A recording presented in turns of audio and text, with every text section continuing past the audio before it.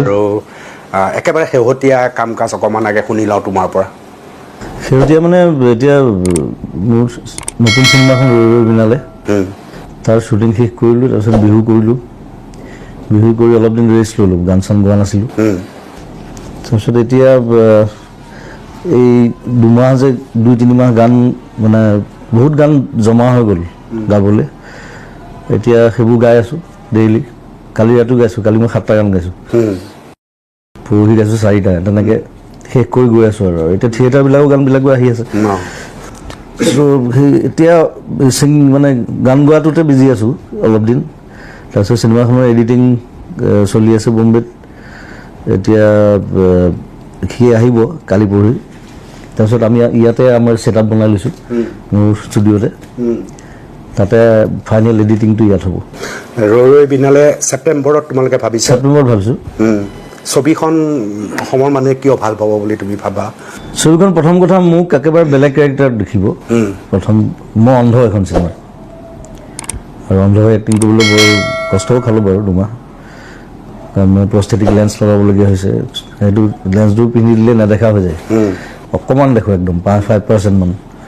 চ' তেনেকেই কৰিলোঁ গোটেই 2 মাহ ডেইলি 8 ঘণ্টা 10 ঘণ্টা সেইযোৰ পিন্ধি থাকিব লাগে ইভেন মনিটৰটো চাব নোৱাৰোঁ মই ভালকৈ চবটো চাব নোৱাৰোঁ তথাপি ৰাজেশ আছিলে লগত ৰাজেশ ভূঞা তাহাঁতি হেল্প কৰিলে আৰু চিনেমাখন বাহিৰত শ্বুটিং কৰিছোঁ মই শ্ৰীলংকাত প্ৰথম অসমীয়া চিনেমা শ্বুটিং হৈছে শ্ৰীলংকাত হৈছে টাৱাং চাৱাঙতো কৰিছোঁ আৰু সম্পূৰ্ণ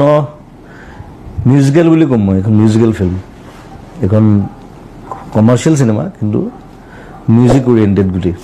মই এজন অন্ধ ছিংগাৰ জয় কাশ্যপ আছে সিও ছিংগাৰ আশ্চৰ্য বৰপাত্ৰ সিও এক্টিং কৰিছে সি ছিংগাৰ নহয় বাৰু চিনেমাখনত কিন্তু সি এজন ভাল ভাল ভাল কেৰেক্টাৰ এটা কৰিছে আৰু ছোৱালীজনী নতুন মোৰ বুলি চব গোটেই মিউজিকেলি এটা জাৰ্ণি এটা এজন মানুহৰ অন্ধ মানুহ এজনৰ আৰু নামটো তোমাৰ সেই বিখ্যাত গানটো আছে চিনেমাখনত সেইটো গান বৰ ধুনীয়াকৈ পিকচাৰাইজ কৰিছোঁ আমি নামটো তেনেকেই ভাবিছিলা নেকি সেইটোৰ কাৰণে এইটো আচলতে মই সেই গানটোতো বাৰু 97ত বনোৱা গান তাৰপিছত 2005 মানত মানে হঠাৎ কি কাৰণে মোৰ মূৰত আহিলে যে এই নামটো লৈ পেলাই এখন চিনেমা কৰিব পাৰি আৰু ষ্টৰি এটা মোৰ অলৰেডি মূৰত ঘূৰি আছিলে ৰাজেশ ভূঞাক শুনালোঁ ষ্টৰিটো মোৰ নিজৰ কনচেপ্ট মোৰ ষ্টৰি চ' ৰাজেশে ক'লে ষ্টৰিটো ধুনীয়া ষ্টৰি এইটো মিউজিকেল আৰু মানুহে ভাল পাব খুব খালি তই যেতিয়া চিনেমাখন বনাবি ডাইৰেকশ্যন কিন্তু মই কৰিম মই বোলো হ'ব তাৰপিছততো মই চিনেমা বনোৱা আৰম্ভ কৰিলোঁ মিছন চাইনা কৰিলোঁ কাঞ্চনজংঘা কৰিলোঁ এক্টিংটো কেইবাখনো চিনেমাত কৰিলোঁ ডক্টৰ বেজবৰুৱাৰ পৰা আৰম্ভ কৰি এতিয়া সাহস কৰিছোঁ কৰিবলৈ কাৰণ মিউজিকেল চিনেমা কৰাটো সহজ কথা নহয় প্ৰথম হ'ব বোধহয় কমপ্লিট মিউজিকেল চিনেমা অসমত প্ৰথম হ'ব এইখন কাৰণ ইয়াত একশ্যন চেকশ্যন নাই এইবোৰ এনেই সাধাৰণতে চিনেমাত যিবোৰ দেখুৱায় সেইবিলাক নাই বিৰাট ধুনীয়া ধুনীয়া লোকেশ্যন শ্ৰীলংকাৰ লোকেশ্যনবোৰতো বিৰাট ধুনীয়া লাগিছে দেখিবলৈ একদম ফৰেইন কাণ্ট্ৰি লাগিছে আৰু চবেই ভাল এক্টিং কৰিছে যিসকলে কৰিছে আৰু খুব কম কেৰেক্টাৰ এগাল কেৰেক্টাৰ নাই চিনেমাখন 8টামান কেৰেক্টাৰ খুব বেছি 7টা চ' মই ভাবোঁ চিনেমাখন মানুহে আদৰি ল'ব খুব ভাল পাব আৰু ধুনীয়া ধুনীয়া গান আছে আৰু গানৰ মিক্সিং ইতিমধ্যে চলি আছে মই কালি ৰাতিও এটা গান কাম কৰি আহিছোঁ কেইটা গান সংযোজন হৈছে তাত 6টা টোটেল 6টা গান চ' গানেই আৰু গোটেই গানেই লৈ গৈ থাকিব চিনেমাখনত আৰু ৰোমাঞ্চ আছে দুখ আছে ইম'শ্যন দুখ ট্ৰায়েংগল লাভ ষ্টৰি চ' সেইকাৰণে মই ভাবোঁ মানুহে খুব ভাল পাব চিনেমাখন নতুন ধৰণৰ চিনেমা এখন উপহাৰ দিম তুমি বিহুত সেইটো পোচাকত এবাৰ ওলাইছিলা এবাৰ নে দুবাৰ বিহুত নহয় মই ৰঙালী ফেষ্টিভেলত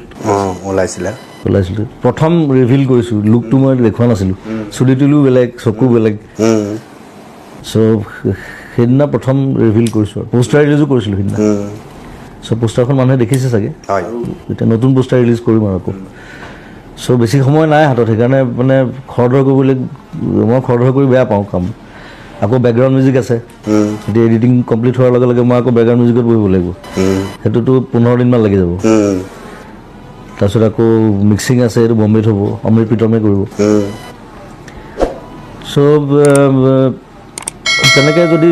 ছিষ্টেমেটিকেলি গোটেই কামখিনি যায় ছেপ্টেম্বৰলৈ চিনেমা ৰেডি হৈ যাব